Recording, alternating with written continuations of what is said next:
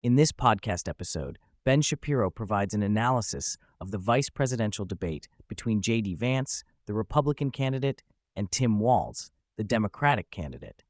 Shapiro praises Vance's performance, highlighting his ability to articulate his points clearly and effectively while countering Walz's arguments. The discussion covers various topics, including foreign policy, immigration, the economy, abortion, and the overarching theme of government involvement. Shapiro opens the podcast by emphasizing the high expectations surrounding JD Vance's debate performance, particularly given the chaotic reputation of the Trump campaign. Vance, according to Shapiro, exceeded these expectations, delivering one of the best Republican debate performances of the century. He effectively positioned himself as a rational and competent candidate, countering the narrative that the Trump-Vance ticket represents chaos. Shapiro notes that Vance's calm demeanor and high intelligence allowed him to disarm attacks from Walz and the moderators, particularly Margaret Brennan, who he criticizes for her biased questioning. The debate began with a discussion on the Middle East, particularly the recent missile attacks from Iran on Israel. Walz attempted to credit Kamala Harris for stability in the region, but Vance countered by pointing out that the chaos stemmed from the Biden administration's policies, which had emboldened Iran. Vance articulated that Trump's administration had established effective deterrence, leading to greater stability. He argued that the current administration's actions had directly contributed to the ongoing conflict, emphasizing the need for a strong U.S. presence in global affairs.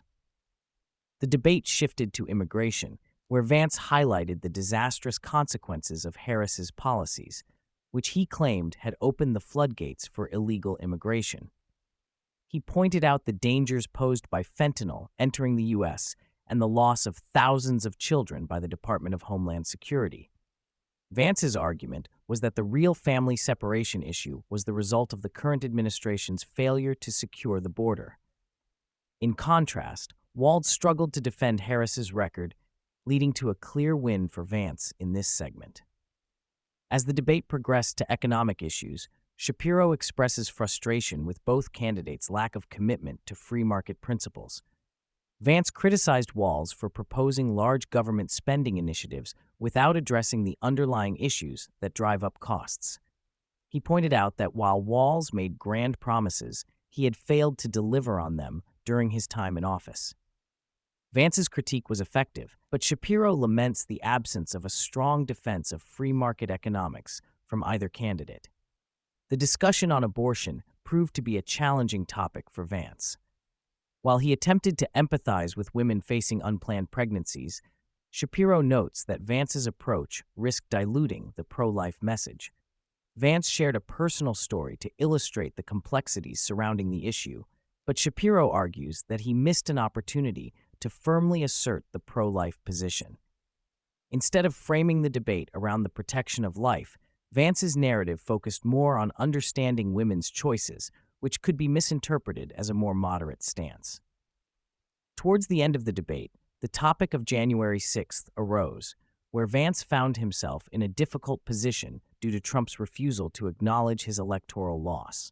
Shapiro points out that while Vance made valid points about the threats to democracy posed by censorship and big tech, he was still forced to navigate the politically charged waters of the 2020 election. Walz seized the opportunity to attack Vance on this front, questioning the integrity of Trump's actions and the implications for democracy.